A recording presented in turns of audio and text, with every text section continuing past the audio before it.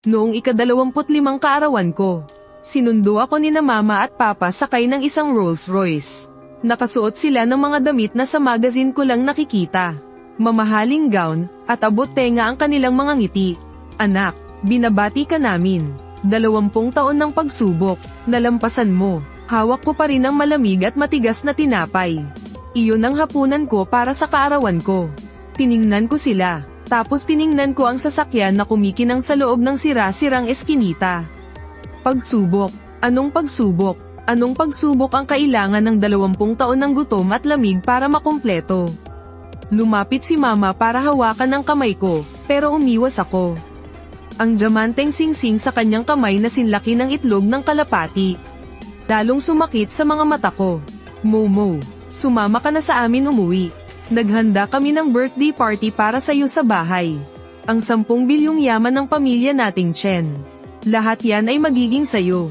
Ako si Chen Mo. Ang Mo, sa salitang katahimikan. Bagay na bagay sa akin ang pangalan na to. Dahil sa loob ng 25 taon, madalas kong ginugol ang oras ko sa tahimik na pagtitiis. Pagtitiis sa gutom. Pagtitiis sa lamig. Pagtitiis sa pangungutya ng mga kaklase ko. Pagtitiis sa pang-iinsulto ng may-ari ng apartment. Akala ko, kagaya ko rin sina mama at papa. Nasa isang lugar na hindi ko nakikita, tahimik din silang nagtitiis. Akala ko, magkakampi tayo sa buhay. Isang pamilyang sama-samang lumalaban sa kahirapan. Hanggang ngayong araw, sa aking ika-25 kaarawan, dumating sila sakay ng isang phantom. Nakasuot ng mga mamahaling damit, na parabang mga Diyos na bumaba mula sa langit sa harapan ko. At sinabi sa akin na ang nakalipas na 20 taon ng buhay ko, ay isa lang palang planadong pagsubok. Tiningnan ko ang papa ko, si Chen Jianghe. Isang pangalan na tunog pa lang ay makapangyarihan na. Tinapak niya ang balikat ko na may kasamang mapanuring tingin ng isang nakatataas. Hindi masama, matibay pa naman ang katawan ko. Hindi naman ako lamaking inutil. Ang mga salita niya ay parang mabigat na martolyong dumurog sa puso ko. 5 taong gulang ako noong dinala ako sa syudad na ito. Sa pinakaluma at pinakabulok na lugar sa syudad. Ipinagkatiwala sa isang malayong kamag-anak para alagaan. Buwan-buwan, sakto silang nagpapadala ng 500 piso. Hindi kulang, hindi sobra, sapat lang para hindi ako mamatay sa gutom. Lumaki akong may suot na damit na puro tagpi. Kumakain ng pinakamurang pagkain. Noong 10 taong gulang ako, nagreklamo ang kamag-anak kong nag-aalaga sa akin na kulang daw ang pera. Kaya pinalayas niya ako. Mag-isa akong tumira sa isang kwarto na may upo na 100 piso kada buwan. Ang lugar na iyon ay walang kahit isang bintana. Noong taglamig, nilanat ako ng hanggang 40 degree. Nag-aapoy ang buong katawan ko at wala na ako sa sarili. Wala akong perang pampa-ospital kaya nagbaluktot na lang ako sa ilalim ng malamig na kumot. Nakasandal sa pader para makakuha ng kahit kaunting lamig. Walang tigil kong isinisigaw ang papa at mama. Pero ang tanging sumasagot sa akin ay ang humahaginit na hangin sa labas. Akala ko nagpapakahirap silang magtrabaho sa ibang lugar. Para makatipid sa pamasahe kaya hindi sila umuuwi para makita ako. Nangarap pa nga ako na kapag lumaki na ako at kumita ng pera, bibigyan ko sila ng pinakamagandang buhay. Nakakatawa pala ngayong iniisip ko. Habang mag-isa ako sa kalaliman ng gabi, at namimilipit sa sahig dahil sa sakit ng tiyan. Sila naman ay nasa isang marangyang handaan at masayang nagiinuman. Habang ako'y nagtitipid ng ilang piso sa pamasahe, at tumatakbo ng ilang kilometro sa gitna ng malakas na ulan. Sila naman ay komportableng nakaupo sa loob ng isang mainit at maginhawang mamahaling sasakyan, at nagrereklamo pa sa sama ng panahon. Sila naman ay komportableng nakaupo sa loob ng isang mainit at maginhawang mamahaling sasakyan, at nagrereklamo pa sa sama ng panahon. Ang nanay ko, si Lin Wan, ay alagang-alaga ang sarili. Mukha lang siyang nasa 30 anyos. Aakma siyang hahawakan ang mukha ko, habang nangingilid ang luha sa kanyang mga mata. Momo, alam ni mama na nagdusa ka. Pero lahat ng ito ay para sa ikabubuti mo. Kung hindi ka dadaan sa unos, paano mo makikita ang bahaghari? Ang tagapagmana ng pamilya nating Chen ay hindi pwedeng maging isang bulaklak na lumaki sa greenhouse. Para sa ikabubuti ko. Napakarangal na dahilan. Tiningnan ko siya at dahan-daang nagtanong. Paano kung hindi ako pumasa sa pagsubok? Paano kung namatay ako sa sakit? O di kaya'y nabugbog hanggang mamatay sa kung saang eskinita? Sandaling namutla ang mukha ni Linwan. Agad na sumabat si Chen Jianghe sa kanyang boses. Bakas ang autoridad na hindi matitinag. Walang paano kung ang anak ni Chen Jianghe ay hindi ganoon kaina. Alihim ka naming binabantayan. Ligtas na ligtas ka. Ang tinatawag nilang pagmamasid ay ang panoorin akong makorner ng mga bully sa eskwelahan. At ilublab ang ulo ko sa timba ng tubig. Ang panoorin akong makipag-away sa mga asong kalye para lang sa isang pirasong tinapay. Ang panoorin akong magbuhat ng ladrilyo sa isang delikadong construction site para lang may pang tuition. At muntik nang mabagsakan ng bakal at mamatay. Ito ang tinatawag nilang ligtas. Sa isang iglap, nanlamig ang buong pagkatao ko. Ibig sabihin, ang 20 taon ng buhay ko ay parang isang palabas lang ng unggoy na pinapanood ng lahat. At ang sarili kong mga magulang ang 2. Manunood na pinakaaliw na aliw pa. Tapos na ang pagsubok. Mahina kong sabi, paus ang boses ko na parang hindi sa akin. Oo, tapos na. Humalakhak si Chen Jianghe. Simula ngayon, ikaw na ang nag-iisang tagapagmana ng Chen Group. Halika, uwi na tayo. Ang kapatid mong lalaki at ang girlfriend mo ay naghihintay sa'yo sa bahay. Biglang naging blanko ang isip ko. May kapatid pa pala ako. At bakit nasa bahay nila ang girlfriend kong si Linzu? Kaklase ko si Linzu sa kolehiyo. 3 taon na kami. Maganda siya, mabait, maunawain, at hinding-hindi niya ako minata dahil mahirap lang ako. Siya ang tanging liwanag sa madilim kong buhay. Sabi niya, mahal niya ako dahil sa kung sino ako, hindi dahil sa pera ko. Akala ko, totoo ang pagmamahalan namin. Kung iisipin ngayon, baka bahagi rin siya ng pagsubok na ito. Medyo pilitan pero isinakay pa rin nila ako sa Rolls Royce na yon. Napakaluwag sa loob ng sasakyan at may kakaibang amoy. Isang pabango na hindi ko may larawan. Ang malambot na upo ang gawa sa leather. At ang papag kong gawa sa kahoy na sobrang tigas. Ay parang 2 magkaibang mundo. Dahan-daang humandar ang sasakyan. Paalis sa maputik at maruming eskinita kung saan ako nanirahan sa loob ng 20 taon. Napalingon ako, yung matandang nagtitinda ng siopaw sa eskinita. Nagtatakang nakatingin sa direksyon namin. Sa loob ng 20 taon, araw-araw akong pumupunta sa kanya. Para bumili ng 2 pinakamurang matigas na siopaw. Siguro hinding-hindi niya maiisip na ang pobreng batang lalaki na araw-araw kumakain ng siopaw ay makakasakay sa ganito kaluhong sasakyan. Siguro hinding-hindi niya maiisip na ang pobreng batang lalaki na araw-araw kumakain ng siopaw ay makakasakay sa ganito kaluhong sasakyan. Ibinaling ko ang tingin ko sa labas ng bintana, pinapanood ang mabilis na pag-atres ng mga tanawin sa kalsada. Ang mga pamilyar at sira-sirang gusali ay unti-unting napalitan ng mga bago at mag-agarang skyscraper. Pumasok kami sa isang lugar ng mga mayayaman. Nasa telebisyon ko lang nakikita. Bawat mansyon ay parang isang kastilyo, mahigpit ang seguridad. Sa huli, huminto ang sasakyan sa harap ng pinakamalaking mansyon sa lahat. Dahan-daang bumukas ang malaking bakal na gate na may mga ukit. 2 gwardyang nakauniporme ang magalang na yumuko. Welcome home, sir, ma'am, at young master. Nandidiri ako sa tawag na young master. Sumunod ako kina Chen Jianghe at Lin Wan papasok ng mansyon. Ang bumungad sa akin ay isang karangyan na hindi kayang ilarawan ng mga salita.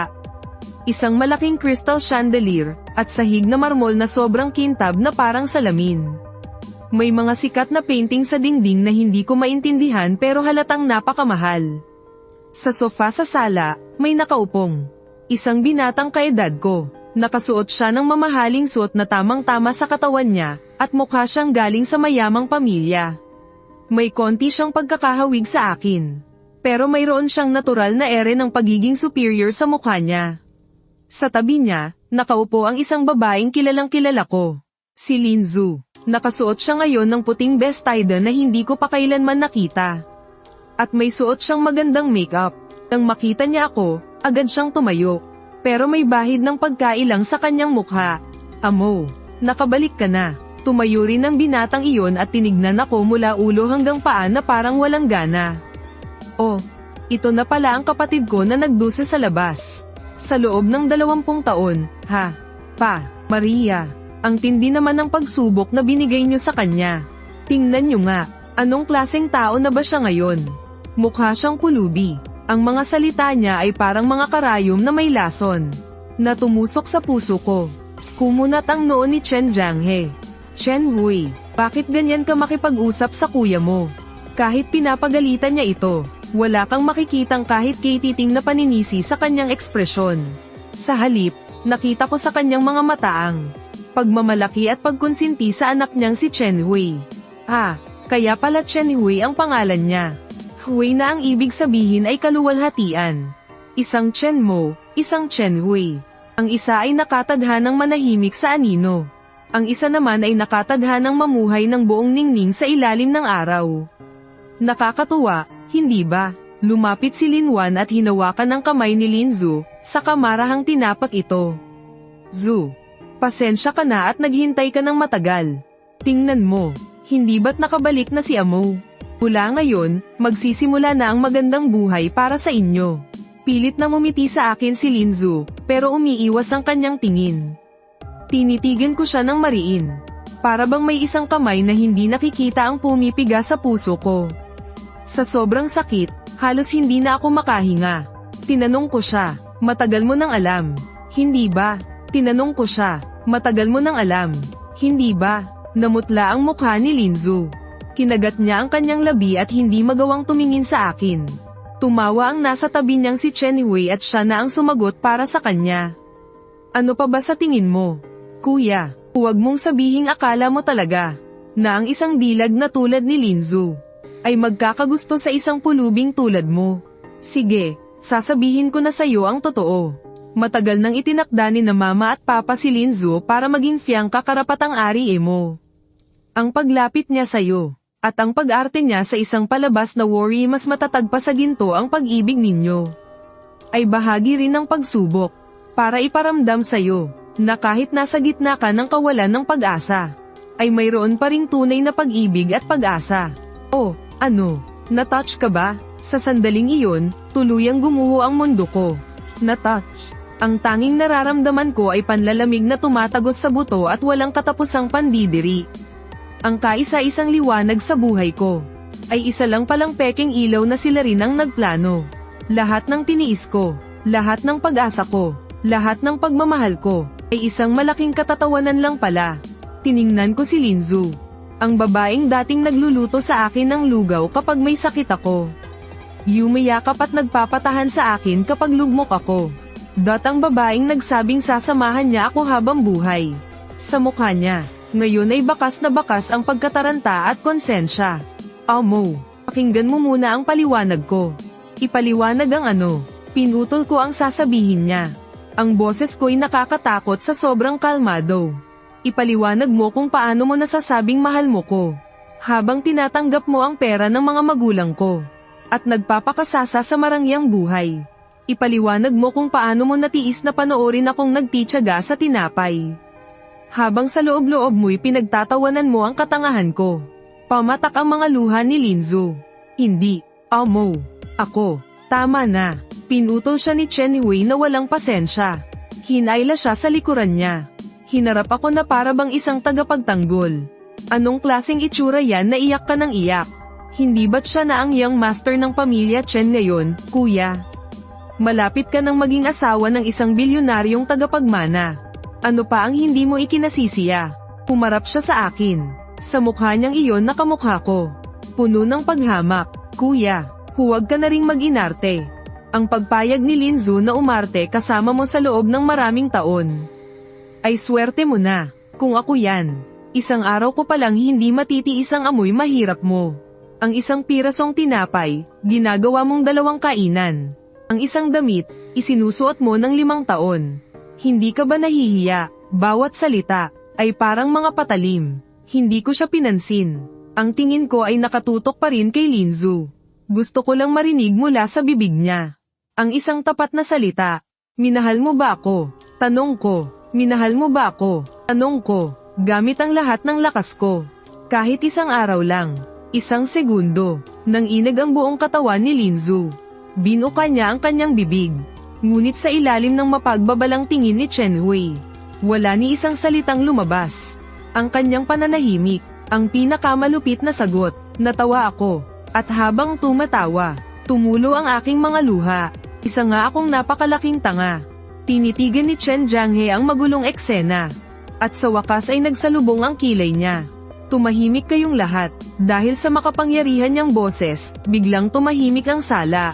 Lumapit siya sa harap ko. Tinitigan niya ako mula sa itaas. Chen Mo, alam kong mahirap itong tanggapin para sa'yo sa ngayon. Pero ito ang katotohanan. Ginawa namin to, para sa ikabubuti mo, para sa buong pamilyang Chen. Ang kapatid mong si Chen Hui. Mula pagkabata, masyado naming pinalayaw. Pabigla-bigla ang ugali niya. Hindi niya kayang humawak ng malaking responsibilidad. Samantalang ikaw, dumaan ka sa 20 taon ng paghihirap. Naging matibay ang loob mo. Malupit ang iyong mga pamamaraan. Ikaw ang tagapagmana na kailangan ng pamilyang Chen. Sinabi niya ito na parabang napaka-natural lang. Parabang binibigyan niya ako ng isang napakalaking pabor. Malupit na pamamaraan. Oo nga naman. Para maagaw mula sa ibang pulubi. Ang isang hita ng manok na tinapon na ng iba. Binali ko ang binti niya. Para maprotektahan ng 300 pisong matrikula na pinaghirapan ko sa pagtatrabaho habang nag-aaral. Hinampos ko ng ladrilyo ang ulo ng 3 basagulero hanggang sa mabasag. Ang mga kalupitang ito sa kanilang paningin ay ang survival instinct na nakuha ko mula sa dugo't luha. At ngayon, ito pa ang naging katangian na pinakahinahangaan nila sa akin. Kaya, panatag lang ang kalooban ninyo. Habang inaagaw ang 20 taon ng buhay ko, itinaas ko ang aking ulo. At tinitigan siya ng diretso sa mata.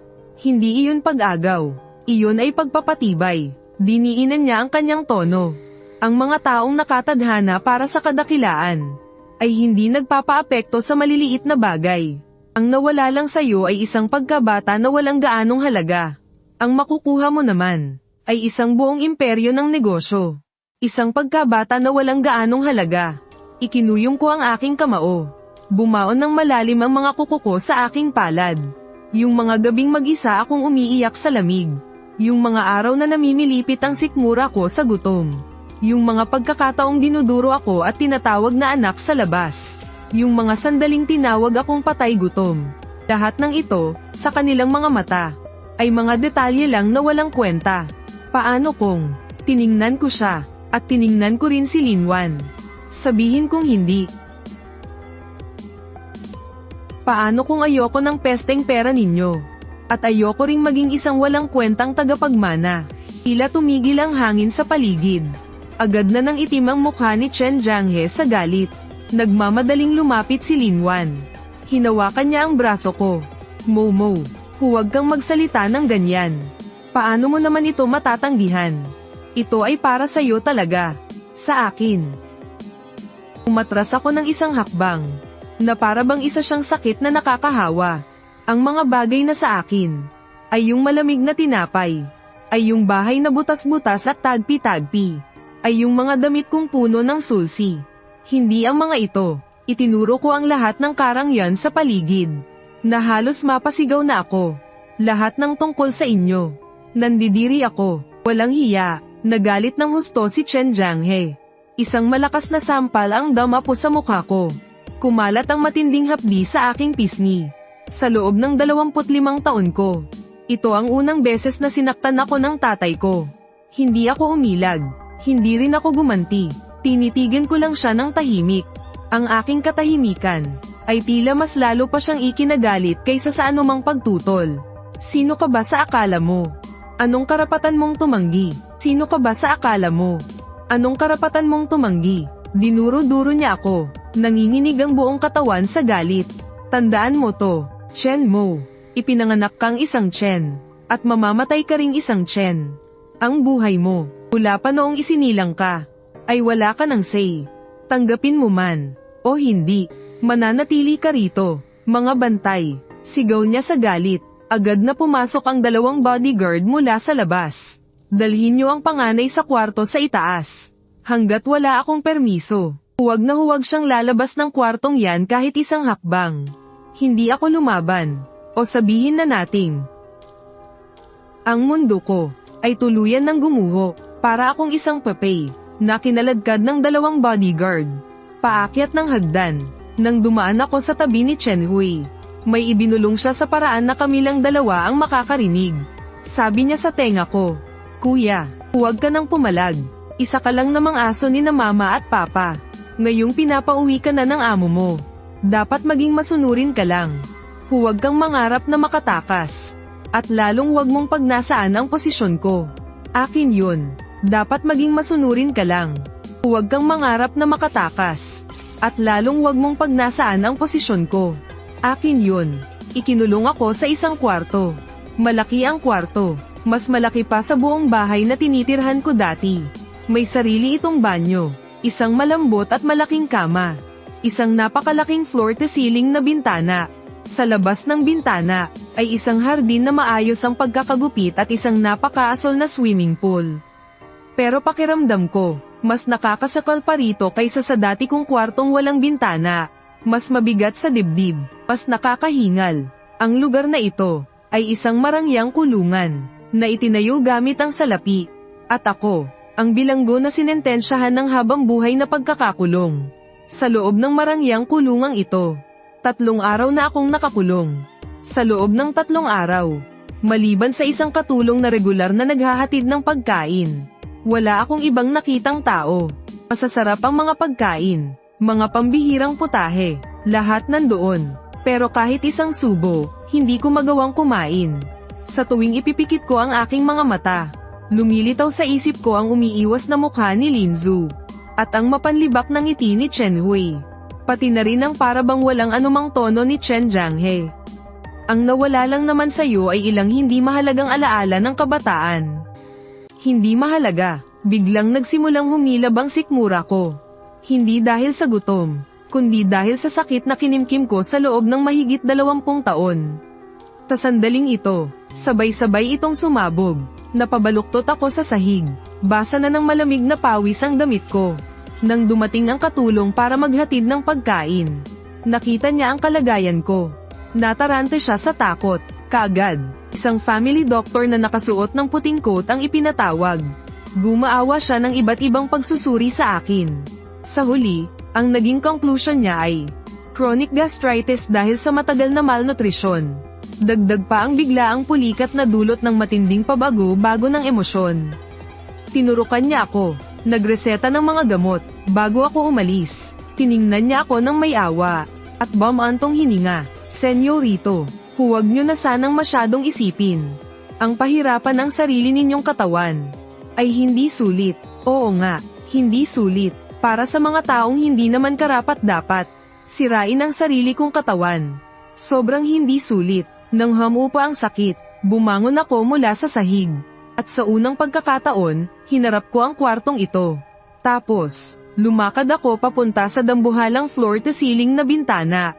Nasa ikalawang palapag ito. Sa ibaba ay may malambot na damuhan. Kung tatalon ako, siguro naman hindi ako mamamatay. Nasa ikalawang palapag ito. Sa ibaba ay may malambot na damuhan. Kung tatalon ako, siguro naman hindi ako mamamatay. Tumakas. Kailangan kong makatakas mula rito. Ayokong maging tagapagmana. At ayoko nang makita pa ang mga peking pagmumukha nila. Gusto ko lang bumalik sa mundo ko na kahit luman at sira-sira. At least, totoo. Nagsimula akong magplano. Mahigpit ang seguridad sa villa na ito. Puno ng mga CCTV at bodyguard sa lahat ng dako. Ang dumaan sa pangunahing gate ay imposibleng mangyari. Nagmasid ako ng ilang araw. Inalam ko ang schedule ng pagpapalit ng shift ng mga bodyguard. Tuwing 3:00 hanggang 4:00 ng madaling araw. Yun ang oras na pinakakampante sila. Iisa lang ang pagkakataon ko. Sa ika-4 na gabi, nagkunwari akong tulog. Hinintay kong tumuro ang orasan sa dingding sa 3:00 ng madaling araw. Tahimik akong bumangon mula sa kama. Hinubad ko itong mamahaling silk na pajama na suot ko. At isinuot ang kupas na damit na suot ko noong dumating ako rito. Ang damit na ito, ang nagpaparamdam sa akin na ako pa rin ang totoong Chen Mo. Ginamit ko ang kumot para gawing parang lubid. Itinali ko ang isang dulo sa paanan ng kama. At inihagis ang kabilang dulo palabas ng bintana. Huminga ako ng malalim. At umakyat palabas ng bintana. Gamit ang kumot. Dahan-dahan akong dumausdos pababa. Gamit ang kumot. Paunti-unti akong bumaba. Ang taas ng gusali. Hindi naman gaanong kataasan. Pero hindi rin naman mababa. Noong malapit na akong lumapag. Kinapos ang haba ng kumot. Naglakas loob ako. At tumalon. Isang matinding sakit ang naramdaman ko sa aking bukong-bukong. Hindi ko na inabalang tingnan ang pinsala. Habang ika-ika, tumakbo ako papunta sa pader ng villa. Mataas ang pader, at mayroon pang electric fence sa ibabaw.